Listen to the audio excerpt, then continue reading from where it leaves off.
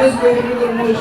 Ulan maşallah sahəsində böyük uğurları olan güzel bacımız Saadet Həvazkar, güzel insan, değerli insan, benim çok istediğim Ziba Hanım'ın bugün hayatında çok büyük əlamatları gündür.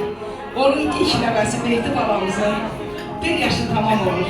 Doğrudan da nənə üçün bundan böyük titul, bundan böyük şərif ola bilərim ki, artıq Ziba xanım nənə almalıq. Çünki mən artıq nənəyə 4 nəvəni sahibini görürlər ki, nənə hissi daşımaq nə deməkdir?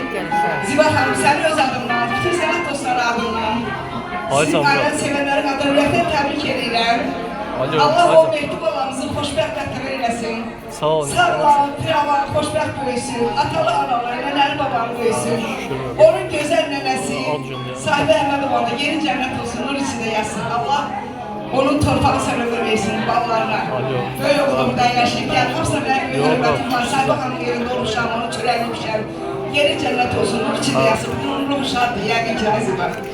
Ona görə kədər, həm kədərlərindən belə. Tek kesin ki şükürler olsun ki, yani onsuzla hayat boyu, yine bugünümüze şükür, tebrik ederim. Gözünüz aydın olsun, güne olsun büyük öyle gerek. Bu yeni şehirde de diyeyim öyle siz. 2'den sonra bekar olurum. Bir şey diyeyim, geceler şehirde. 2'den sonra bekar olurum. Çünkü bu böyle bir güzel gecede hamımız toplaşmışız, öz değerli sanat dostlarına, ne kadar verir? Sevenlerle. Allah hamımızı olsun, Allah hamımızı böyle güzel geceler nasip etsin. Sənə zülmət desələr də inanma.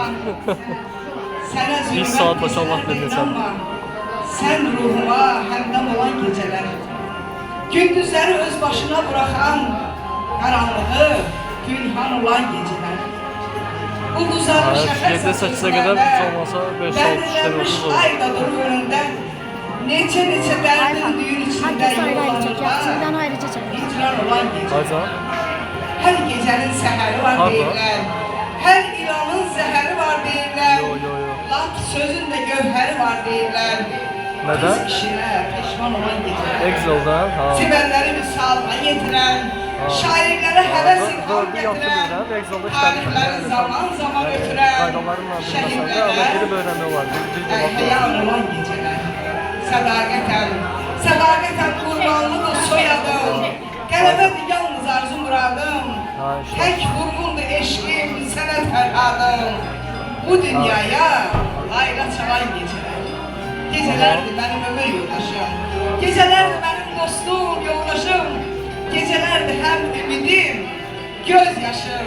Sabahına inab olan gecələr. Sabahına inab olan gecələr. Qoy hər gecəniz nurlu sabahlarla əvəz olsun. Aslan her sabahlarınız xeyirli uğurlu olsun, xoşgüzar olsun, geceniz xeyir olsun. Həmişə belə gözəl məzəli olan. Bir daha gözün aydın olsun, benim Ziba bacım.